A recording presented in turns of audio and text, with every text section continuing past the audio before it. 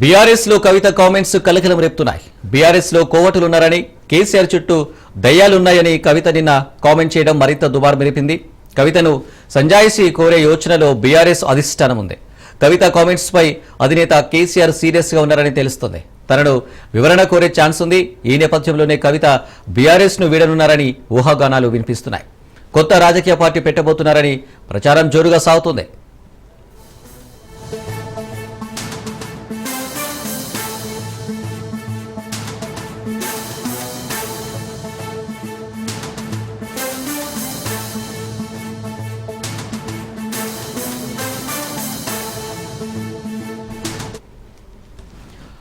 BRS లో కవిత comments కలకలం రేపుతున్నాయి.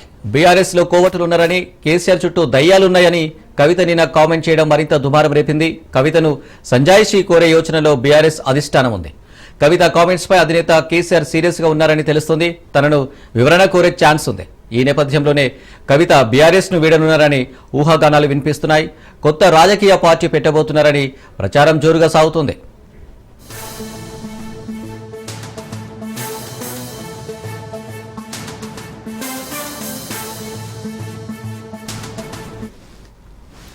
రైట్గా దీనికి సంబంధించి మరిన్ని డీటెయిల్స్ సైదులు అందిస్తారు. సైదులు, నిన్న చూసాం కవిత కామెంట్స్ కు సంబంధించి బీఆర్ఎస్ లో దుమారం రేపింది. దీనికి సంబంధించి డీటెయిల్స్ ఏంటి? అనిల్, మరి కాసేపట్లో BRS working president KTR media సమావేశం ఉంది. అయితే నిన్న కవిత మాట్లాడిన వ్యాఖ్యలు ఏవైతే ఉన్నాయో ఆ వ్యాఖ్యలకు సంబంధించి వివరణ కోరే అవకాశం కూడా ఉన్నది. ఎందుకంటే నిన్న ఆమె చేసిన వ్యాఖ్యలు కేటీఆర్ మంచివాడే కానీ కేటీఆర్ చుట్టూ కొందరు దయ్యాలు ఉన్నారని ఆమె చేసింది. దాంతో పాటుగా లేఖ రాసింది నేనే. లేఖ రాసిన మాట వాస్తవం. 6 పేజీలతో కూడిన లేఖ రాశాను. అనేక సలహాలు సూచనలు నేను చేశాను. కానీ నేను రాసింది లేఖ 2వ తారీఖు. కానీ అది ఎలా బయటికి బహిర్గతమైనది అనేది నాకు అనుమానాలు కలుగుతున్నాయి. అది ఎవరు చేశారనేది కూడా తెలియాలి. పార్టీలో ఉన్నవారు చేశారా లేకపోతే కుటుంబ సభ్యులు ఎవరైనా చేశారా అనేది కూడా నాకు అనుమానం కలుగుతుంది. కాబట్టి ఖచ్చితంగా దీనిపైన వివరణ ఇవ్వాలనేది ఆమె ప్రధాన డిమాండ్. కాబట్టి సో మరి ఇప్పుడు పార్టీ వర్కింగ్ ప్రెసిడెంట్ ఉన్నటువంటి కేటీఆర్ దానిపైన ఏమి వివరణ ఇస్తారనేది కూడా మనకి కాసేపట్లో తెలిసే అవకాశం అయితే కనిపిస్తుంది. కాకపోతే కేసీఆర్ సూచన మేరకే వర్కింగ్ ప్రెసిడెంట్ కేటీఆర్ మీడియా సమావేశం ఏర్పాటు చేయబోతున్నారు. ఎందుకంటే కవిత చేసిన వ్యాఖ్యలు పార్టీలో పెద్ద దుమారాన్ని లేపాయి. ఎందుకంటే ఆమె చేసిన వ్యాఖ్యల పట్ల ఇప్పుడు పార్టీలో మొత్తం చర్చనీయాంశంగా మారింది. ఎవరు పార్టీలో కోవట్లు ఉన్నారు, కేసీఆర్ చుట్టూ ఉన్నటువంటి వారు దయ్యాలు ఎవరున్నారు, అసలు కేసీఆర్ చుట్టూ దయ్యాలు ఎంతమంది ఉన్నారు, ఎందుకు లేఖ బహిర్గతమైంది, నేరుగా అది కాంగ్రెస్ పార్టీ చెందినటువంటి వారికి ఇచ్చారా లేక లేదంటే నేరుగా మీడియాకి ఇచ్చారా అనేది కూడా తెలియాల్సి ఉంది. కాబట్టి సో దీన్ని బట్టి చూస్తే మరి కేటీఆర్ దాని గురించి వివరణ ఏమిస్తారు. ఒకవేళ ఎవరైనా కోవట్లు ఉన్నారంటే ఎవరు ఆ పని చేశారనే దానిపైన పార్టీ నిమగ్నమై ఉంటుందా, చర్యలు ఉంటాయా లేకపోతే వారిపైన లేదంటే అసలు కవిత ఈ వ్యాఖ్యలకు సంబంధించి ఎందుకు చేయాల్సి వచ్చింది, ఏంటి పార్టీలో అంతర్గతంగా మాట్లాడుకునే స్వేచ్ఛ ఉన్నప్పటికీ కూడా ఎందుకు దీని మీడియా ముందుకు వచ్చి ఇలా మాట్లాడుతున్నా దానిపైన చర్యలు ఏమైనా ఉంటాయా కవిత పైన అనేది కూడా మరి కాసేపట్లో తెలిసే అవకాశం ఉంది. ఒకవేళ ఎవరైనా కాక కోరితే కవిత తర్వాత ఏం సమాధానం ఇస్తుంది అనేది కూడా తెలియాల్సింది. లేకపోతే మాత్రం కొత్త స్పెక్యులేషన్స్ అయితే జరుగుతున్నాయి. అనిల్, కవిత త్వరలోనే కొత్త పార్టీ పెడుతుందంటూ కూడా స్పెక్యులేషన్స్ అయితే జరుగుతున్నాయి. దీనిపైన కవిత ఎక్కడ కూడా నిన్న మాట్లాడలేదు. ఆమె మరి చూడాలి ఇప్పుడు కేటీఆర్ మీడియా సమావేశం అనంతరం కవిత మరి ఏమైనా స్పందిస్తుందా లేదా, కేటీఆర్ ఏం మాట్లాడతారన్నది కూడా కొంత ఆసక్తి కలిగిస్తుంది. ఎందుకంటే ఈ లేఖ బహిర్గతమైన దగ్గర నుంచి కేటీఆర్ నిన్న మీడియా సంప్రదించగా ఆయన నిరాకరించాడు, మీడియాతో మాట్లాడడానికి నిరాకరించాడు. సో ఇప్పుడు మరి ఆయనే 11 గంటలకి తెలంగాణ భవన్ లో మీడియా సమావేశం ఏర్పాటు చేస్తున్నారు కేటీఆర్. సో కవిత చేసిన వ్యాఖ్యల పట్ల ఆయన ఏం మాట్లాడతారనేది కూడా కొంత ఆసక్తి కలిగిస్తుంది. ఫర్దర్గా తన తర్వాత కేటీఆర్ మాట్లాడిన వ్యాఖ్యలు బట్టి కవిత కూడా స్పందించే అవకాశం కనిపిస్తుంది. మరి కవిత వ్యాఖ్యలకు ఎవరైనా కోరుతారా లేదంటే ఏమైనా చర్యలు తీసుకుంటారా అనేది కూడా తెలియాల్సింది. సో ఏదేమైనా మాత్రం కొత్త స్పెక్యులేషన్స్ అయితే జరుగుతూ వస్తున్నాయి. పార్టీలో అంతర్గతంగా కొంతమంది వల్ల పార్టీ నష్టం కలుగుతుంది అనేది కవిత వాదన. దాంతో పాటుగా కొన్ని అంశాలు పార్టీ సిల్వర్ జూబ్లీ బహిరంగ సభ రోజు మాట్లాడితే బాగుందనేది ఆమె కొన్ని సూచనలు చేసింది. దాని తర్వాత పట్టభద్రుల ఎమ్మెల్సీ ఎన్నికల్లో బీఆర్ఎస్ పార్టీ ఓటు చేస్తే బాగుందనేది ఆమె సూచన చేసింది. అలా చేయకపోవడం వల్ల బీజేపీ బీఆర్ఎస్ బంధం గట్టిగా ఉన్నదనేది కాంగ్రెస్ పార్టీ ప్రజల్లోకి తీసుకుపోవడం వల్ల అది ఇంకా ఎక్కువైపోతుందనేది ఆమె వాదన. దాని ద్వారా బీజేపీ బలపడే అవకాశం ఉన్నదని స్వయంగా పార్టీలోని చర్చనీయాంశంగా మారుతుంది, చర్చించుకుంటున్నారనేది కూడా ఆమె చేసింది. కాబట్టి సో ఈ వ్యాఖ్యల పట్ల మరి వర్కింగ్ ప్రెసిడెంట్ కేటీఆర్ మరి ఏం చెప్తారనేది కూడా తేలొచ్చింది. ఒకటి లేఖపైన ఖచ్చితంగా లేఖలో కవిత పేర్కొన్నటువంటి అంశాలు ఏమైతే ఉన్నాయో ఆ అంశాలకు సంబంధించి కేటీఆర్ మాట్లాడతారు. దాని తర్వాత నిన్న అమెరికా పర్యటన ముగించుకుని నిన్న శంషాబాద్ విమానాశ్రయంలో కవిత మీడియాతో మాట్లాడినటువంటి వ్యాఖ్యలు ఏమవుతున్నాయో దానిపైన కేటీఆర్ మాట్లాడతారు. మాట్లాడిన తర్వాత మరి చూడాలి, మరి అంటే పార్టీలో కోవట్లున్నారు, నేను రాసిన మాట లేఖ వాస్తవం అన్నప్పుడు ఆ లేఖనే ఒకవేళ కేటీఆర్ తప్పుపడతారా, లేదంటే ఆ లేఖ ఏ విధంగా బహిర్గతం చేసిన వారు ఎవరు అనే పనిలో నిమగ్నమై బీఆర్ఎస్ పార్టీ ఉంటుందా, ఒకవేళ చేస్తే వారిపైన ఏమైనా చర్యలు తీసుకుంటారా, అసలు కేటీఆర్ చుట్టూ ఎవరున్నారు, దయ్యాలంటే మరి ఎవరున్నారు, కేటీఆర్ చుట్టూ ఉండేది కొంతమంది, సో ఆ పేర్లు కూడా మరి ఆ కవిత త్వరలోనే ఏమైనా బయట పెడుతుందా, లేదంటే మౌనంగా ఉంటుందనేది కూడా చూడాలి. లేదు మరి కోవట్లు ఉన్నారంటున్నారు, కోవట్లు ఎవరున్నారు అనేది కూడా మరి పార్టీ తెలుసుకునే పనిలో నిమగ్నమే ఉంటుందనేది కూడా తెలియాల్సింది. సో ఏదేమైనా కవిత రాసినటువంటి బహిరంగ లేఖ ఒకటి, నేను నిన్న ఆమె శంషాబాద్ లో మాట్లాడిన వ్యాఖ్యలు ఏవైతున్నాయో ఆ వ్యాఖ్యలపై కాసేపట్లో బీఆర్ఎస్ వర్కింగ్ ప్రెసిడెంట్ కేటీఆర్ స్పందించే అవకాశం ఉంది. కేటీఆర్ వ్యాఖ్యలను బట్టి కవిత కూడా స్పందించే అవకాశం ఉంది. స్పెక్యులేషన్స్ అయితే పెద్ద ఎత్తున జరుగుతున్నాయి. అంటే ఏంటి, కవిత బయటికి వెళ్తుంది, కవిత త్వరలోనే పార్టీ పెట్టబోతుంది అనేది కూడా స్పెక్యులేషన్స్ ఎక్కువగా జరుగుతున్నాయి. చూడాలి. ఆమె మాత్రం నేను చాలా గట్టిగా చెప్పింది, నేను కేసీఆర్ అంటే ఉంటాను, ప్రత్యామ్నాయం బీజేపీకి కాంగ్రెస్ కి మళ్ళీ బీఆర్ఎస్ పార్టీ తెలంగాణలో ప్రత్యామ్నాయం, ఖచ్చితంగా బీఆర్ఎస్ పార్టీ అధికారంలోకి రాబోతుంది. కాకపోతే కేసీఆర్ చుట్టూ కొంతమంది ఎవరైతే ఉన్నారో వారందరినీ కూడా బయటికి పంపించాలి, తద్వారా పార్టీ చాలా బలం అంటే బాగుపడుతుంది అనేది కూడా ఆమె చెబుతుంది. దాని ద్వారా కొందరు పార్టీలో కూడా కొందరు కోవట్లు ఉండడం వల్ల పార్టీకి నష్టం జరుగుతుందని కూడా ఆమె చెప్పుకొస్తుంది. కాబట్టి మరి చూడాలి, మరి కేటీఆర్ ఏం చెప్తారు. అంటే కోవట్లు ఉన్నారంటే మరి కోవట్లు ఉన్నారు, చర్యలు తీసుకుంటామని కేటీఆర్ చెప్తారా, లేదు కవిత అది నిరాధారమైన వ్యాఖ్యలు చేసిందని చెప్పేసి కేటీఆర్ చెప్తారా, ఏం చెప్తారన్నది కూడా కొంత ఆసక్తిగా మారిందని చెప్పవచ్చు. కేటీఆర్ మీడియా సమావేశం తర్వాత మరి మళ్ళీ కవిత కూడా స్పందించే అవకాశం అయితే ఉంటుంది. సైదులు చూసాం, నిన్న కవిత చేసిన వ్యాఖ్యలకు సంబంధించి ఇటు కేసీఆర్ బీఆర్ఎస్ అధినేత కేసీఆర్ కూడా గుర్రుగా ఉన్నట్టు కూడా సమాచారం అందుతుంది. మరోవైపు నేరుగా కవిత కేసీఆర్ ను కలిసే అవకాశం ఉన్నట్టు కూడా సమాచారం అందుతుంది. అంటే ఎలా స్పందిస్తారు కేసీఆర్ అనేది ఆసక్తి రేపుతుంది. నిన్న అమెరికా పర్యటన ముగించుకొని నిన్న కుటుంబ సభ్యులతో కలిసి ఆమె హైదరాబాద్కు వచ్చింది. శంషాబాద్ విమానాశ్రయంలో మీడియాతో మాట్లాడిన తర్వాత నేరుగా ఎల్బీనగర్ బంజారాహిల్స్ లో ఎల్బీనగర్ లో ఉన్నటువంటి తన నివాసానికి వెళ్ళింది. సో ఈ రోజు కేసీఆర్ తో కవిత భేటీ కాబోతుందని కూడా ప్రచారం అయితే జరుగుతుంది. మరి కేసీఆర్ కవితకు అపాయింట్మెంట్ ఇచ్చారా ఇలాంటి సమయంలో, అంటే ఒకటి లేఖ బహిర్గతం కావడం, నిన్న ఆమె శంషాబాద్ విమానాశ్రయంలో కొన్ని వ్యాఖ్యలు చేయడం పట్ల మరి కవితకు కేసీఆర్ అపాయింట్మెంట్ ఇచ్చారా లేదా అనేది కూడా మనకైతే తెలియాల్సింది.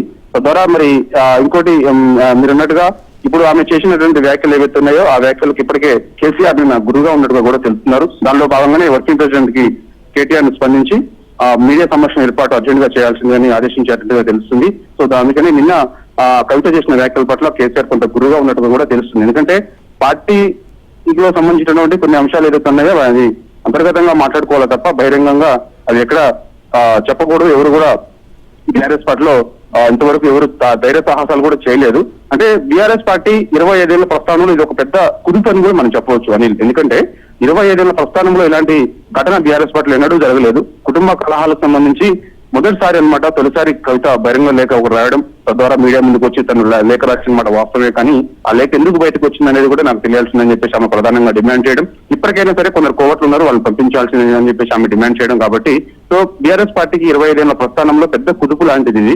కాబట్టి మరి చూడాలి కవిత పైన చర్యలు ఉంటాయా, లేదంటే కవితను పిలిపించుకొని మాట్లాడతారా. మొత్తానికైతే కేసీఆర్ అయితే కవితకు సంబంధించినటువంటి వ్యాఖ్యలు ఏదైతే ఉన్నాయో, అంటే ఒకటి బహిరంగ లేఖకు సంబంధించి, అదేవిధంగా ఆమె నిన్న శంషాబాద్ విమానాశ్రయంలో మాట్లాడినటువంటి వ్యాఖ్యల పట్ల కేసీఆర్ కొంత గురుగా ఉన్నట్టుగా కూడా తెలుస్తుంది. దానిలో భాగంగా కవిత చేసిన వ్యాఖ్యల పట్ల స్పందించాల్సిందే అని చెప్పేసి పార్టీలో చర్చనీయాంశంగా మారడంతో వర్కింగ్ ప్రెసిడెంట్ హోదాలో ఉన్నటువంటి కేటీఆర్ ఇప్పుడు కాసేపట్లో మాట్లాడుతున్నారు. మరి చూడాలి కేటీఆర్ ఏం మాట్లాడతారు, కేటీఆర్ చర్యలు కవిత పైన తీసుకుంటారా, లేదంటే కవిత చేసినటువంటి సూచనలు స్వీకరిస్తారా, లేకపోతే కోవట్లు ఉన్నారని చెప్పేసి అన్నారు కాబట్టి మరి కోవట్లు త్వరలో బయటకు పంపిస్తారా, ఎవరున్నారు కోవట్లు అనేది కూడా వారు కూడా విచారణ చేసుకుంటారా ఏంటి అనేది కూడా మనకైతే కవిత మీడియా సమావేశం తర్వాతనే మనకు తెలిసే అవకాశం ఉంటుంది. కాకపోతే కవిత నిన్న చేసిన వ్యాఖ్యల పట్ల కేసీఆర్ కొంత గురుగా ఉన్నారు. మరి ఆమె ఈ రోజు కేసీఆర్ ని కలుస్తారని చెప్పేసి ప్రచారం జరుగుతున్నప్పటికీ కూడా మరి అపాయింట్మెంట్ కేసీఆర్ ఇచ్చారా లేదనేది కూడా తెలియాల్సి ఉంటుంది. ప్రస్తుతం అయితే బంజారాహిల్స్ లో ఉంటుంది తన నందీనగర్ తన నివాసంలో కవితతో పాటు తన భర్త అనిల్, పిల్లలు కూడా ఉన్నారు. చూడాలి మరి ఈ రోజు కేసీఆర్ తో కవిత భేటీ అవుతుందని ప్రచారం అయితే జరుగుతుంది. అపాయింట్మెంట్ ఇస్తారా లేదా కూడా మనకు తెలియాల్సి ఉంటుంది. ఏదైనా సరే 11 గంటలకు కేటీఆర్ మీడియా సమావేశం తర్వాత అనేక విషయాలు మనకి తెలిసే అవకాశం ఉంటుంది Anil. Right Saidulu, thank you. ఉగ్రవాదులకు పౌరులకు మధ్య తేడా చూపని పాకిస్తాన్కు ప్రజల ప్రాణాలను రక్షించడం గురించి మాట్లాడే అర్హత లేదని భారత్ పేర్కొంది. శుక్రవారం ఐక్యరాజ్య సమితిలో సాయుధ సంఘర్షణలో పౌరుల రక్షణ అంశంపై చర్చ నిర్వహించారు. ఈ సందర్భంగా పాక్ రాయబారి అసీం ఇఫ్తిఖర్ అహ్మద్ మరోసారి కశ్మీర్ అంశాన్ని లేవనెత్తడంతో పాటు ఇటీవల ఇరు దేశాల మధ్య చోటు చేసుకున్న ఉద్రిక్తత పరిస్థితుల గురించి ప్రస్తావించారు. దీనిపై భారత్ ధీటుగా బదులిచ్చింది.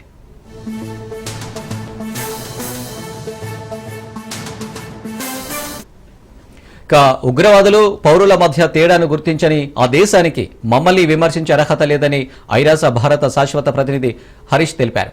పాకిస్తాన్ ప్రతినిధి పలు అంశాలపై నిరాధారమైన ఆరోపణలు చేస్తున్నారని అన్నారు. భారత్ దశాబ్దాలుగా పాక్ ప్రాయోజిత ఉగ్రవాదులతో పోరాడుతుందన్నారు.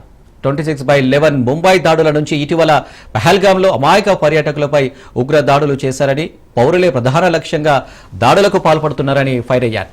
పహల్గాం దాడికి ప్రతిస్పందనగా భారత్ ఆపరేషన్ సింధూర్ను నిర్వహించి పాక్లోని ఉగ్రవాదుల స్థావరాలను ధ్వంసం చేసిందన్నారు. ఈ దాడుల్లో మృతి చెందిన ఉగ్రవాదుల అంత్యక్రియలకు ఆ దేశ సీనియర్ ప్రభుత్వ, పోలీస్, సైనిక అధికారులు హాజరై నివాళులర్పించడం చూశామన్నారు. భారత్ను విమర్శించే అర్హత పాకిస్తాన్కు లేదన్నారు.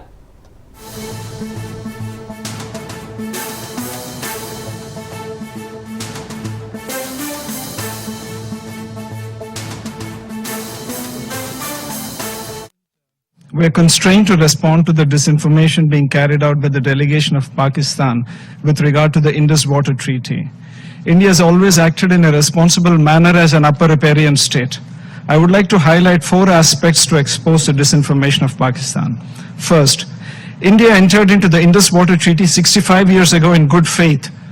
The preamble of the treaty describes that the treaty was concluded in a spirit of goodwill and friendship. Throughout these 6.5 decades, Pakistan has violated the spirit of the treaty by inflicting 3 wars and thousands of terror attacks on India.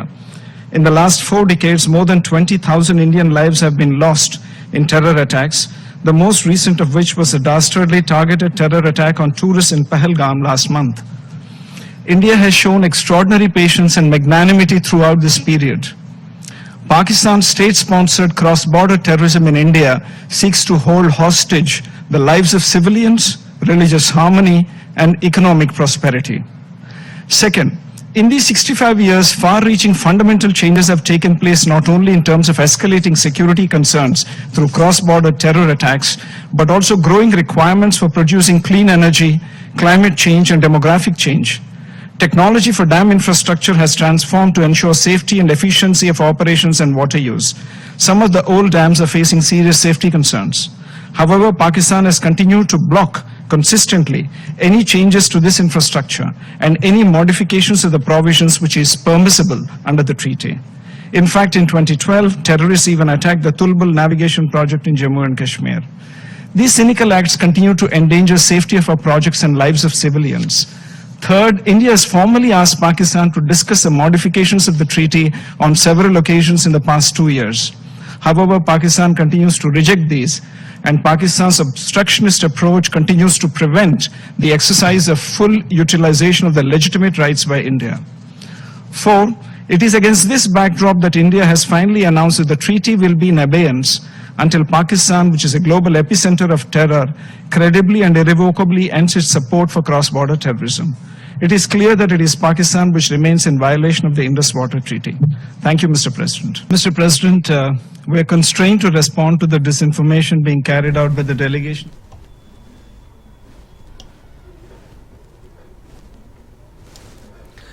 Right, ఇక దీనికి సంబంధించి మరిన్ని details Mahender అందిస్తారు. మహేందర్, ఉగ్రవాదులకు పౌరులకు మధ్య తేడా చూపని పాక్ పై Bharat fire అయింది. ఏంటి డీటెయిల్స్? మళ్ళీ నోరు మెదపకుండా ఐరాసలో పాక్ భారత్ డీటైన్ జవాబు చెప్పింది. ఇక ఏ సందర్భంలో కూడా మాట్లాడకుండా అంటే అర్హత లేకుండా మాట్లాడొచ్చింది. మొత్తానికి శుక్రవారం అంటే నిన్న ఐక్యరాష్ట్రంలో సాయుధ ఘటనలో పౌరుల రక్షణ అలాగే అంశాలపైన చర్చ నిర్వహించారు. ఈ సందర్భంలో పాక్ రాయబారి మాట్లాడుతూ కాశ్మీర్ అంశాన్ని లేవనెత్తారు. తను ఇటీవలే ఇరు దేశాల మధ్య చోటు చేసిన అంశాలు, ఉద్రిక్త పరిస్థితుల గురించి కూడా ప్రస్తావిస్తూ భారత్ పై తీవ్ర ఆరోపణలు చేసే ప్రయత్నం చేశారు. దీంతో ఐరాస భారత శాసన దానికి ధీటుగా బదిలించారు. ఉగ్రవాదులకు పౌరులకు మధ్య తేడా చూపని పాకిస్తాన్ ప్రజల ప్రాణాలను రక్షించడం గురించి మాట్లాడే అర్హత లేదని చెప్పుకొచ్చారు.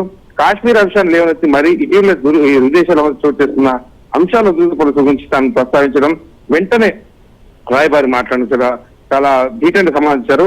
ఉగ్రవాదులకు పౌరులకు మధ్య తేడా చూపని పాకిస్తాన్ ప్రజలు ప్రాణాలు రక్షించడం గురించి మాట్లాడే అర్హత ఏ మాత్రం లేదని చెప్పుకొచ్చారంటే అర్థం చేసుకోవచ్చు ఏ రకమైనటువంటి అక్కడ భాషా సమావేశం జరిగిందో.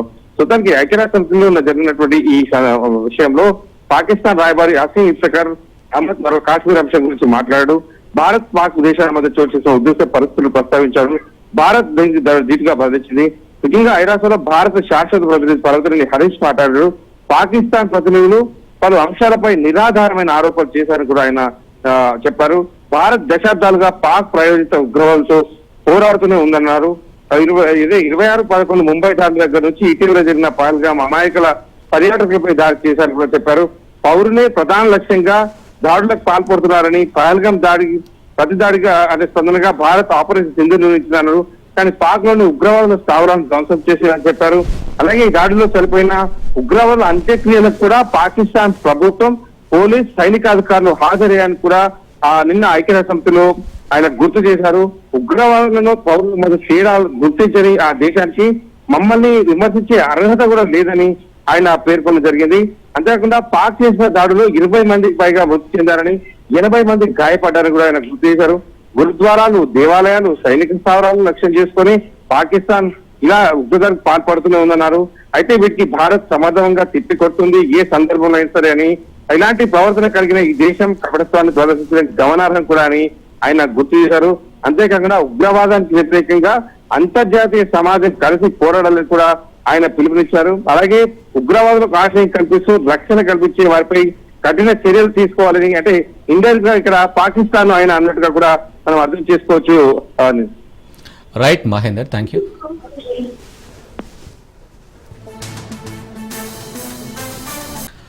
విజయవాడలో బాంబు బెదిరింపు ఫోన్ కాల్ కలకలం రేపుతుంది. బీసెంట్ రోడ్లోని బాంబు పెట్టామని కంట్రోల్ రూమ్ కి ఓ ఫోన్ కాల్ వచ్చింది. అప్రమత్తమైన నగర పోలీసులు బీసెంట్ రోడ్డు మొత్తాన్ని ఖాళీ చేయించి తనిఖీలు చేపట్టారు. వ్యాపార సముదాయాలు క్లోజ్ చేయించి సోదాలు చేశారు. నిత్యం లక్షలాది మంది వ్యాపారులు, కొనుగోలుదారులతో బీసెంట్ రోడ్డు రద్దీగా ఉంటుంది. ఈ నేపథ్యంలో బాంబు బెదిరింపు రావడం తీవ్ర భయాందోళనకు దారితీస్తుంది.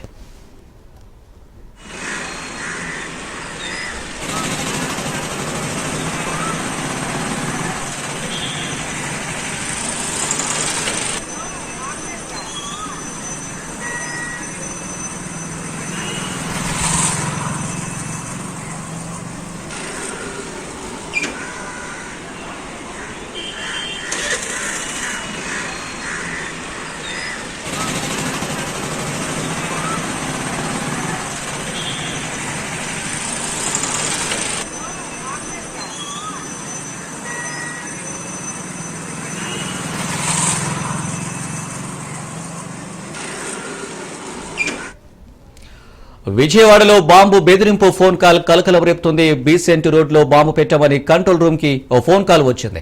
అప్రమత్తమైన నగర పోలీసులు బీసెంట్ రోడ్డు మొత్తాన్ని ఖాళీ చేయించి తనిఖీలు చేపట్టారు. వ్యాపార సముదాయాలు క్లోజ్ చేయించి సోదాలు చేశారు. నిత్యం లక్షలాది మంది వ్యాపారులు, కొనుగోలుదారులతో బీసెంట్ రోడ్డు రద్దీగా ఉంటుంది. ఈ నేపథ్యంలో బాంబు బెదిరింపు రావడం తీవ్ర భయాందోళనకు దారితీస్తుంది.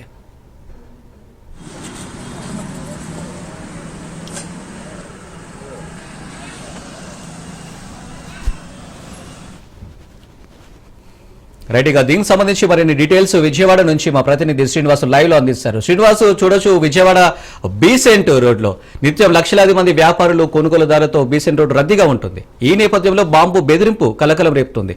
ఏంటి డీటెయిల్స్? అనిల్, ఈ విజయవాడ సిటీలో మనం చూసుకున్నట్లయితే రద్దీగా ఉన్న ప్రాంతాల్లో ఎక్కువగా జన సందోహం ఉండేటువంటి ప్రాంతం ఏదైనా ఉంది అనుకుంటే బీసెంట్ రోడ్ ఏరియా అని చెప్పచ్చు. ఇది ఏలూరు రోడ్ నుంచి అట్లాగే బందర్ రోడ్డు వరకు కూడా ఈ రోడ్డు కనెక్టివిటీ ఉంటుంది. ఈ విజయవాడకి సంబంధించినటువంటి షాపింగ్ మాల్స్ కావచ్చు, లేదనుకుంటే చిరు వ్యాపారులతో పాటు అలాగే సినిమా థియేటర్లు కూడా ఇక్కడ అత్యధికంగా ఉంటాయని కూడా చెప్పచ్చు. ఈ నేపథ్యం ఇది మరి కాసేపట్లో, అంటే ఉదయం పెద్దగా జనం రాకపోయినా కానీ మరి కాసేపట్లో అంటే 11 గంటల నుంచి కూడా ఇక్కడ జనం ఎక్కువగా ఉండే అవకాశాలు చాలా ఉంటాయి. కిక్కిర్స్ పై ఎంత జనం ఇక్కడ మనకు కనిపిస్తూ ఉంటారు. ఉదయం 11 గంటల నుంచి కూడా రాత్రి 12-11 వరకు కూడా ఇక్కడ జనసాంద్రత చాలా ఎక్కువగానే, కదలికలు ఎక్కువగానే ఉంటాయి. జనం పూర్తి స్థాయిలో రద్దీగా ఉండే ప్రాంతం ఈ బీసెంట్ రోడ్ ఏరియా. అలాంటిది ఆ బీసెంట్ రోడ్ ఏరియాలో బీసెంట్ రోడ్డుకి సంబంధించి బాంబు పెట్టారంటూ కూడా ఒక ఫోన్ చేయడం అనేది ఆగంతకులు విజయవాడ పోలీస్ కంట్రోల్ రూమ్ కి కాల్ చేయడం జరిగింది. దీంతో అప్రమత్తమైనటువంటి విజయవాడ పోలీస్ యంత్రాంగం, అట్లాగే బాంబు స్క్వాడ్, అట్లాగే దీనికి సంబంధించినటువంటి స్పెషల్ ఫోర్స్ పోలీసులు అందరూ కూడా బీసెంట్ రోడ్డుని చేరుకున్నారు. ఇప్పుడు ప్రస్తుతం బీసెంట్ రోడ్డుకి సంబంధించినటువంటి అదే ప్రాంతంలో పూర్తి స్థాయిలో తనిఖీలు జరుగుతూ ఉన్నాయి. ఇటు ఏలూరు రోడ్డుని ఆనుకున్నటువంటి కార్నర్ నుంచి అటు బందర్ రోడ్డు కార్నర్ వరకు విస్తరించి ఉన్నటువంటి బీసెంట్ రోడ్డుని మొత్తం అణువణువునా కూడా పోలీసులు గాలిస్తా ఉన్నారు. ఎక్కడ ఎలాంటి ఏ విధమైనటువంటి అనుమానం కలిగినా కూడా పూర్తి స్థాయిలో జల్లెడ పట్టే విధంగా కూడా పోలీసులు పూర్తి స్థాయిలో చెకింగ్స్ చేస్తా ఉన్నారు. అట్లాగే ఈ దీనికి సంబంధించినటువంటి బాంబు స్క్వాడ్ సిబ్బంది కూడా ఘటనా స్థలానికి చేరుకోవడం జరిగింది. మొత్తం ఆ ఏరియాకి సంబంధించినటువంటి బీసెంట్ రోడ్ లో ఉన్నటువంటి షాపింగ్ మాల్స్ కావచ్చు, లేదనుకుంటే అక్కడ ఉన్నటువంటి చుట్టుపక్కల సరౌండింగ్ ఏరియాలో కూడా ఏ విధంగానూ ఎక్కడ కదలికలు అంటే గుర్తు తెలియని వ్యక్తులు ఎవరైనా ఉన్నప్పటికీ కూడా వాళ్ళందరినీ కూడా పిలిపించి మొత్తం వాళ్ళందరినీ కూడా కొంతమందిని అదుపులోకి తీసుకోవడం జరుగుతూ ఉంటుంది. ప్రస్తుతానికైతే పోలీసులు తెలిపిన సమాచారం ప్రకారం అయితే బాంబు జాడ అనేది ఎక్కడా కనిపించలేదు. కావాలని కొంతమంది గుర్తు తెలియని వ్యక్తులు దీన్ని కావాలని చెప్పి ఫేక్ కాల్ చేయడం జరిగిందని నేపథ్యంలో కూడా పోలీసులు చెప్తా ఉన్నారు. ఇది పూర్తిగా ఫేక్ కాల్ గానే పోలీసులు నిర్ధారించే అవకాశం కనిపిస్తా ఉంది. మరోవైపు విజయవాడ పోలీస్ యంత్రాంగం దీని ఇంత పూర్తి స్థాయిలో అప్రమత్తం అవడానికి ప్రధాన కారణం మన దేశవ్యాప్తంగా చూసుకున్నట్లయితే పహల్గాం దాడిని దృష్టిలో పెట్టుకొని ఇప్పుడు అన్ని ప్రాంతాల్లో కూడా దేశవ్యాప్తంగా చూసుకున్నట్లయితే అన్ని ప్రాంతాల్లో కూడా పూర్తి స్థాయిలో పోలీసు అధికారులు కానీ పోలీసు యంత్రాంగం కానీ అనుసంధమైన అధికారులు సిబ్బంది అప్రమత్తంగా ఉన్నారు. అట్లాగే దీనికి సంబంధించి విజయవాడకు సంబంధించి మనం చూసినట్లయితే గత నెల రోజులుగా కూడా విజయవాడ రైల్వే స్టేషన్ అట్లాగే బస్ స్టేషన్ తో పాటు ఇంపార్టెంట్ ప్రాంతాలు ముఖ్యమైన ప్రాంతాలు బీసెంట్ రోడ్డు, అట్లాగే ఏలూరు రోడ్డు, అట్లాగే మహాత్మా గాంధీ రోడ్డు, ఈ రోడ్లు అన్నింటిలో కూడా ఎప్పటికప్పుడు తనిఖీలు చేపడతా ఉన్నారు. అయినప్పటికీ కూడా దీన్ని కేవలం పోలీసులను పరుగులు తీయించే పథకంలో భాగంగానే కొంతమంది ఆకతాయిలు ఈ కాల్ చేసినట్లుగా కూడా పోలీసులు ప్రాథమికంగా వచ్చినటువంటి విచారణ ద్వారా కనుగొన్నారు. అయితే ఈ కాల్ చేసిన వ్యక్తి ఎవరనేది కూడా పోలీసులు ఇప్పటికే విచారణ చేపట్టి అతను పట్టుకునే ప్రయత్నాలు కూడా చేస్తా ఉన్నారు. ఇప్పటికే ఆ కాల్ రికార్డింగ్ కూడా పూర్తి స్థాయిలో ఎక్కడి నుంచి వచ్చింది, ఏ ప్రాంతం నుంచి వచ్చింది, ఎవరు చేశారనే కోణంలో కూడా పోలీసులు దర్యాప్తు చేస్తా ఉన్నారు. ప్రస్తుతానికైతే ఇక్కడ బీసెంట్ రోడ్లో అయితే బాంబు జాడ కనబడకపోవడంతో పాటు ఏ విధమైన అసాంఘిక శక్తులు కూడా లేనట్లుగా కూడా పోలీసులు నిర్ధారించడం జరిగింది. Anil. Right Srinivas, thank you.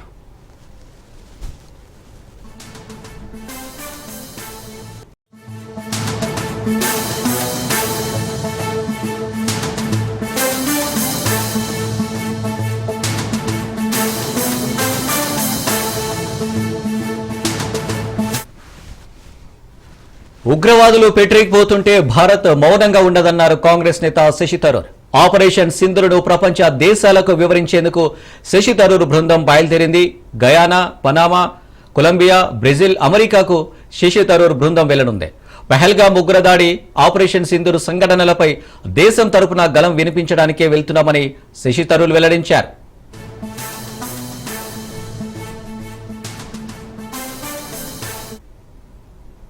Off on the strip, we are heading out right now.